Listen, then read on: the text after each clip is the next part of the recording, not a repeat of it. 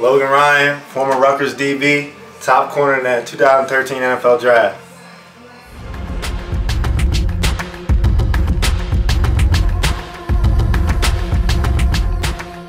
Ivan just prepared me to be mentally tougher and literally just more of a beast than anyone else who was there. I know he helped Kenny Britt, once he declared for the draft, get to where he was, getting picked highly in the NFL. I know he worked with Ray Rice and McCourty. So I just think, from what I heard, he just worked with the best players that I knew going to Rutgers. And when they wanted to prepare for the draft, he's the guy locally that you can trust. Mohamed Sanu, when he left last year, is one of my best friends here, is my roommate. So he put Ivan in my corner, and when I declared for the draft, I started working with Ivan, and it's the best thing I ever did. It's just unknown because the first thing you want to do is find an agent, and the agent will kind of, everyone's different, and the agent will kind of say, okay, you're going to this facility, but when I'm home, you don't really know what you're going to do when you're home. They're like, oh, work out your schoolwork, just train yourself. But I think guys who want to be the best, like Mohamed Sanu and myself, we need constant professional training 24/7, so you're always improving. And I think Ivan's a guy that's local, so when I'm in town, I'm getting great work in rather than it be half a workout or anything like that.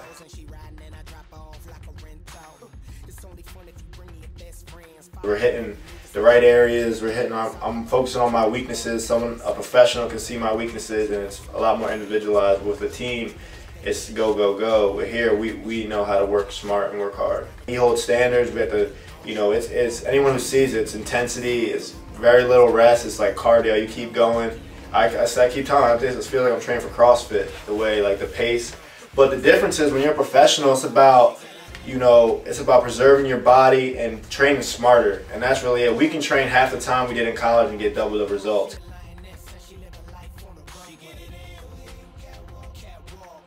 First day, and you guys, your season's just over, your body's beat up. You're not the one, bent over. You're not the one throwing up. You're not the one. I always want to stand out. And so I took advantage of it and training for the draft. So Ivan just prepared me to be mentally tougher and literally just more of a beast than anyone else who was there.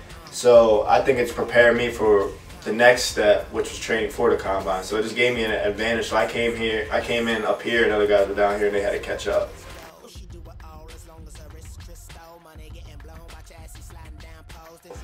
He knows, from rehabbing on a Tuesday, how my groin's feeling or how my shoulder's feeling. And then on Wednesday, when we're doing something, he'll be like, all right, take it easy on that shoulder. So he knows it's not two different people. You gotta talk to my doctor. He is my doctor, and he's my trainer. So that's what makes him, I think, the top guy in Jersey right now, is because he really knows the athlete, every aspect of his body and his training.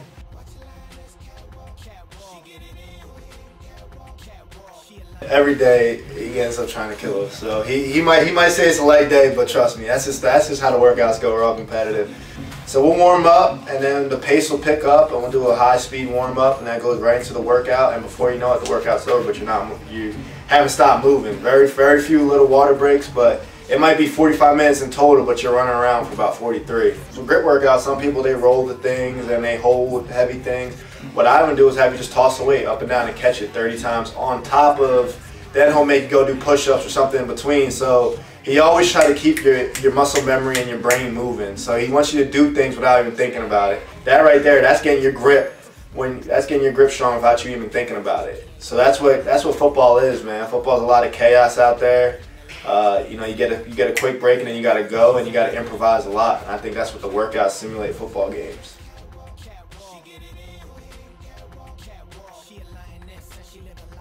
I think Ivan's the top choice. I'm going to be with him for the rest of my career. I already know that, and I haven't met many other trainers. But like I said, he's just a nice guy generally, and obviously everything's a business, and he needs to make his money in a sense, but it's not, for the type of quality he does with rehabbing and training, it's half of that. He's charging you one price for two jobs.